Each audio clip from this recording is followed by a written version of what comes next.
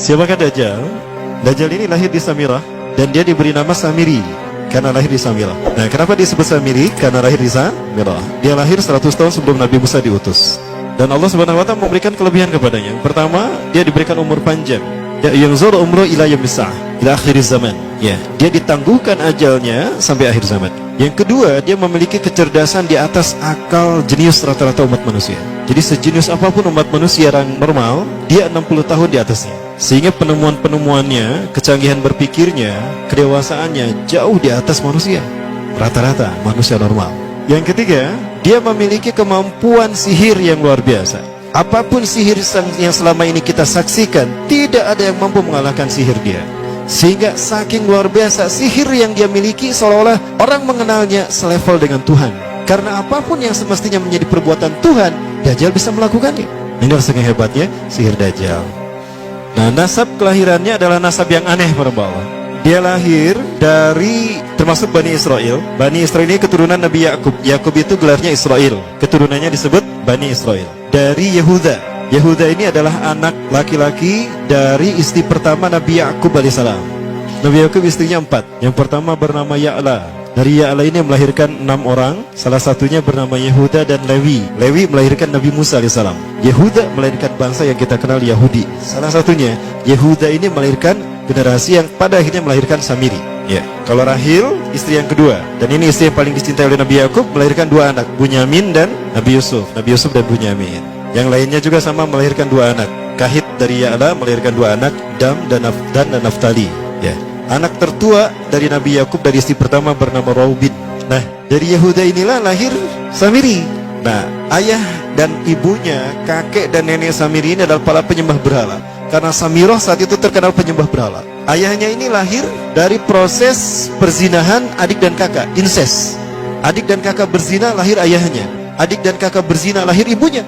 Jadi ayah dan ibunya ini lahir dari proses yang haram. Dan ketika ibunya menstruasi, disetubuhi sama ayahnya. Jadi itu peluangnya dari 2000 persetubuhan dalam keadaan menstruasi, 1 bisa jadi.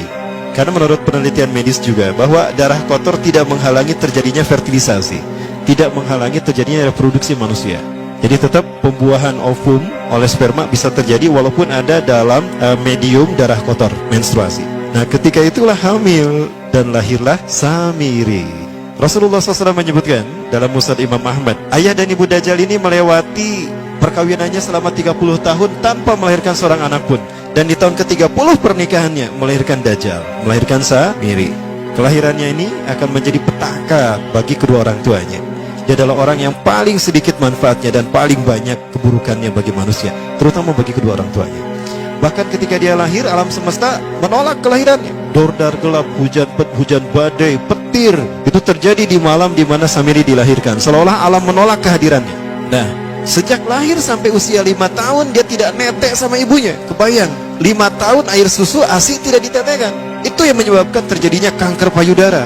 Maka ibunya pun meninggal gara-gara kanker payudara ini. Nah, ibunya meninggal gara-gara itu. Terbukti apa yang disampaikan Rasulullah. Kelahirannya menjadi petaka bagi kedua orang tuanya.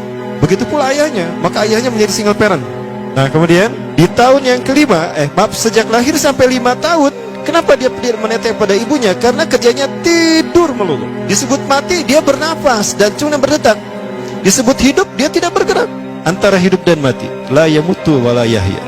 Nah, maka di usia ke-5 tahun, nah ini terjadi peristiwa yang menarik. Apa itu? Samiri bangun dari tidurnya di tengah malam dan tidak ada orang yang menyadari Samiri bangun. Dia merangkak dan pindah ke berhala yang terbesar.